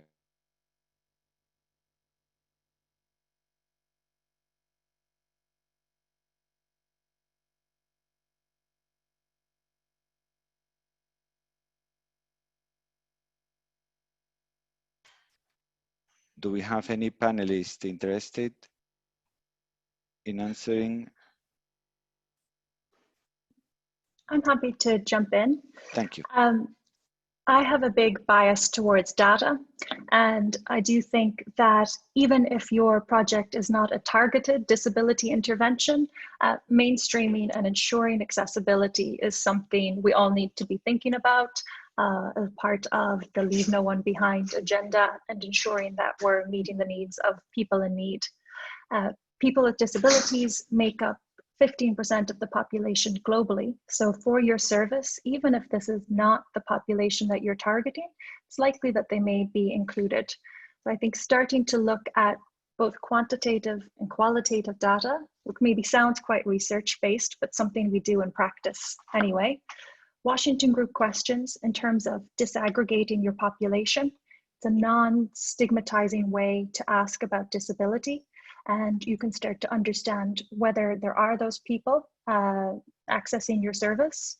If not, and you know that it's 15% in the population in general, you can maybe think about why not, and is that something that could be changed by looking at the accessibility of your service? And then in terms of what does accessibility look like, you need to understand, well, what are the barriers that people are facing? And that comes down to speaking with people with disabilities, understanding the challenges that they face. And that can be through partnerships with local OPDs, or if they're not particularly formalized in the places that you work, looking at having these accessible and inclusive focus group discussions, and including the people with disabilities in those that you speak to in the community. Thank you. So just, well, wanted to close this panel, which is really fascinating, but back to Lee Ashley, so we can close the event as well. We are close to the end of it. Thank you. Thank you so very much to that panel, and to you, Ricardo, for your moderation. I was just fascinated. I am going to move us quickly through because it looks like we're moving towards going about 5 minutes over. Now is time for plenary discussion, and Alexina is going to lead us through this session. Alexina, if you could please lead us in to share some of the results from the survey that participants filled out, and then we'll quickly move to discussion before close. Alexina, the floor is yours. And if we could just move to the slides on plenary discussion. Great.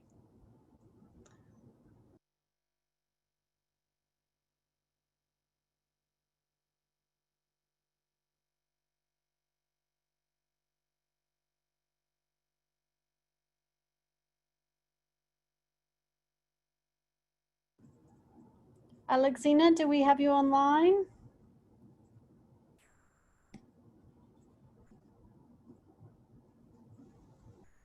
Okay, sorry, Ashley, I was trying to unmute. No problem, Alexina. The floor is yours to take us home. Okay, thank you so much. Thank you all for your inspiring presentations. And I have no doubt that your stimulating presentations have left a mark on all of us. You have given us food for thought, and it's only that time is not on our side. Otherwise, we would have loved at least to have a discussion on some of these issues and some of the issues that you have raised. Nevertheless, we also circulated a survey with few questions on what we wanted to discuss. So I will give you, as Leigh Ashley mentioned, I will just share with you some of the results from the survey. One question was, we had only drafted few questions, so I will run through them since we are already racing against time. How can the representation of persons with disabilities and older persons in decision-making structures be improved to address their specific needs in policies and in programs? As we have already seen that we are all struggling with this. But otherwise, some of the respondents came up with some good suggestions. They are saying, one, programs, organizations should hire people with disabilities. Just as we have seen also from Claire's presentation, that they are working with people with disabilities, because these are the people who know their state of affairs, who know the challenges. So this was one of the recommendations which came from the respondents. Translations and other devices also should be provided to people with disabilities to enable them to participate in coordination structures. And we have already highlighted that during your presentations, that these are some of the challenges. Technologically, some, they don't have even those technology, they don't have the know-how, they don't have the gadgets, etc. So we need also to look into this. Inclusive budgeting, that is financial resources, are also critical to our working with people with disabilities so that they can access or overcome some of their challenges. Also ensuring assessments factor in issues affecting persons with disabilities and older persons. We also have to have representatives for older persons. That was the response on question 1. And then on 2, the question 2 was, in our operation, in your operations context, what are the most significant barriers persons with disabilities or older persons face in participating in humanitarian decision-making forums? And you can see that lack of access to information, we had about 69%.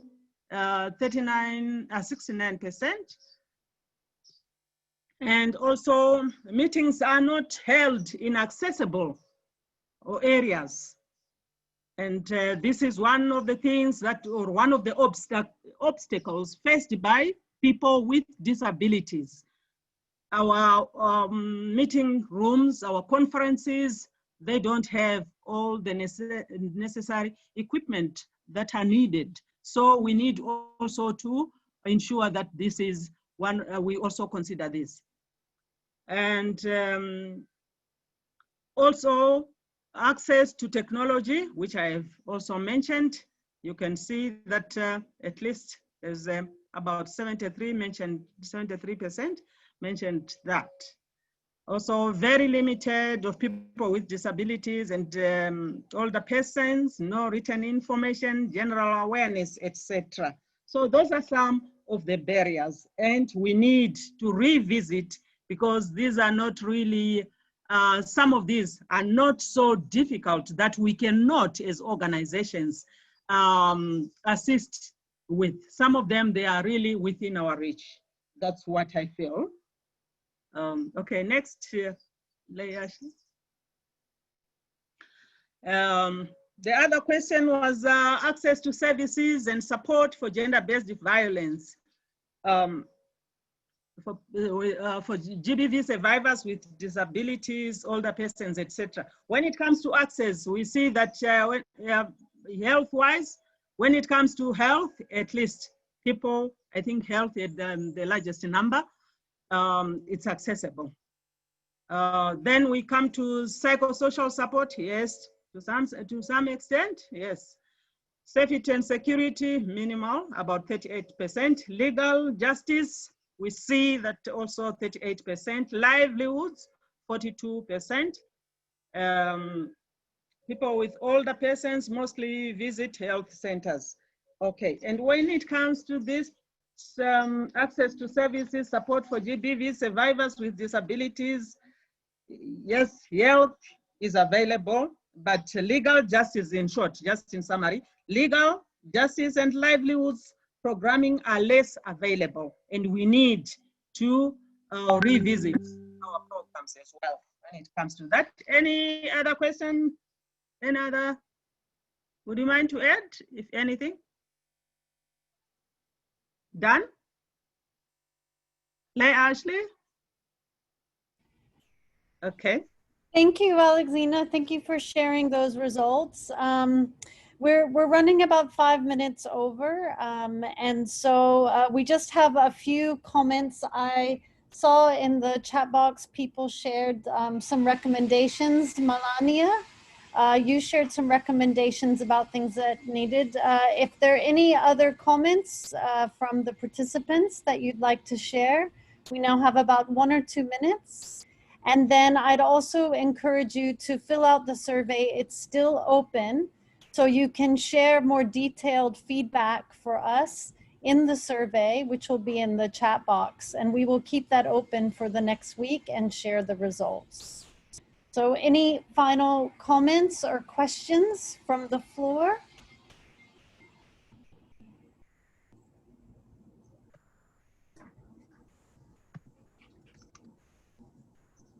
Aha, we have some questions.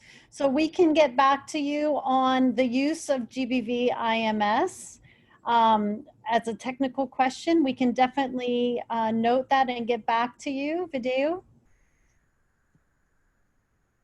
Any comments about recommendations for improving our participation in the GBV and protection clusters?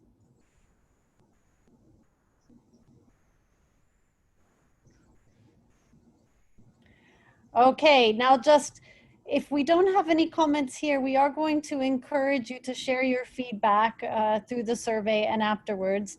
Now let's move to closing remarks. We have an excellent video from Hannah Derwent from the Department of Foreign Affairs and Trade, the Australian government. We will share the video and then have final closing remarks, just 1 minute from each co-organizer. Shiva, if you can show the video, please.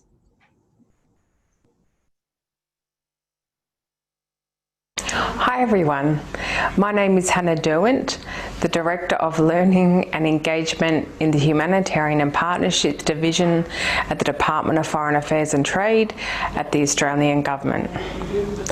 DFAT is extremely welcoming of this conversation.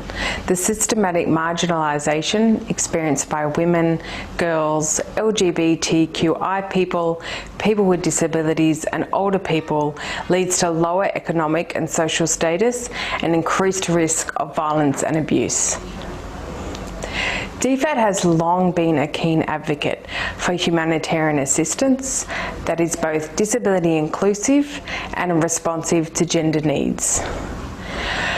But as we have learnt over our past 10 years of investment in gender and disability inclusion, funding is necessary but not sufficient. So I would like to use my remarks today to talk about 3 things that I think are essential to deliver the change that we all believe in. 1, we need to remember that we arrive late and leave early. Before our humanitarian programs arrive and long after they leave, families and local community groups are the ones who are at the front lines of addressing gender-based violence, disability inclusion and elder care. Humility is essential, as is recognising the immense value and role of individuals and communities. We need to do more to recognise the wealth of experience and commitment that already exists and support it, not displace it. Number 2, nothing about us without us. The sector is talking more about accountability to affected populations, but it often falls short when it comes to genuine participation in consultation and decision making. Those who are affected are often not part of decision making processes and not at the table. Feedback mechanisms are too often token, inaccessible, and fail to integrate systems to identify and respond to PSEAH, to which women, people with disabilities, and older people may be more vulnerable to. And 3, it costs more. The humanitarian system is geared towards maximising the number of people it reaches. Coverage is often prioritised over severity. But if we are committed to reaching those in greatest need, it means understanding the compounding vulnerabilities experienced by some groups and ensuring that programming is tailored to address these, even if it costs more per person in time, money and expertise. I hope you all enjoyed the conference today and found it incredibly useful. I part with a personal note of my own. I acquired a disability at 35 and acquired brain injury, which mostly transpires in lack of physical function. And the extra feeling of vulnerability and increased fear and anxiety in situations as small as crossing the road, is acute and very different to my old life, which I 100% remember. If we extrapolate this to something like gender-based violence, we can easily see the need for more specific consideration of barriers and interventions. Thank you for your commitment to this important issue. I and the Australian Development Assistance Program commend your efforts. Thank you.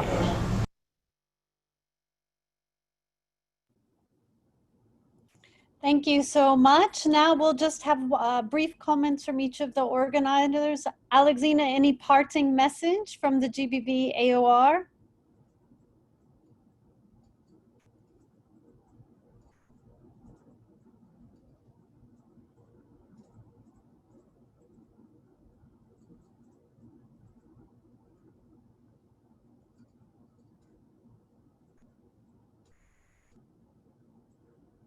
Okay, Alexina, we'll come back to you. Ricardo, any parting message from UNHCR? Well, just great to see this level of interest, participation, and an opportunity to integrate disability inclusion at the AOR, which I think is being one of the pending comments as well. If there will be any follow-up, that's incredible to see that level of interest and commitment.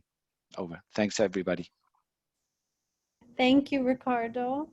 And now I'd like to turn to, yes, Alexina, any parting comments from the GBV AOR? Yes, just in short, I would like to urge and to encourage each and every one of us at least to not to leave anyone behind, not to leave the disabled people behind.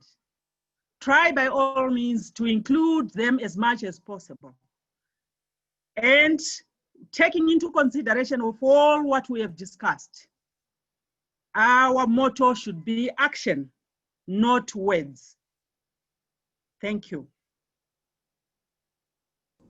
Thank you so much, Alexina, and the pivotal role that you have played in conceptualizing and making this event happen.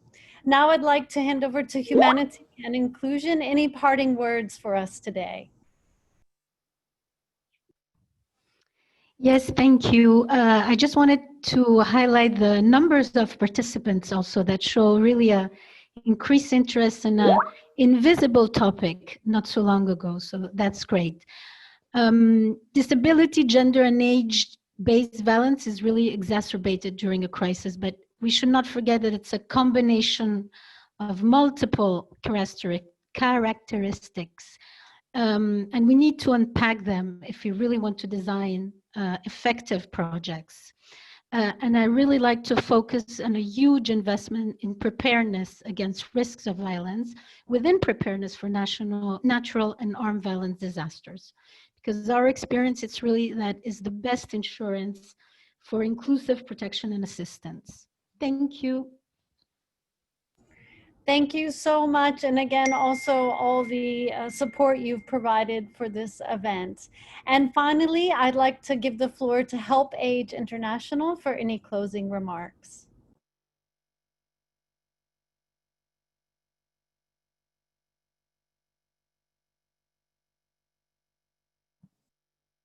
Hi, thanks, Lee Ashley. We've been talking about it, and the main takeaway, I think, for us is really the multiple risks that older people, particularly women, are facing at the moment because of COVID-19. And we've just been thinking about how the public health measures designed to protect them from the virus can expose them to increased risks of abuse if they're being asked or indeed forced to remain at home for long periods under shielding procedures, or if they're unable to have visitors, and how those interact with the existing barriers that older people face in accessing support. So on one hand, we need to look at the reduction of barriers to reach older people in GBV services, but we also think we have an advocacy role to play in relation to how the public health measures are designed to respect rights and minimize risks. It's something we've been thinking about a lot recently, and we've developed a tool which we think could be useful to participants. So we'll post a link in the chat. Essentially, it's 7 principles you can use to assess whether public health measures being suggested or used respect the rights of older people.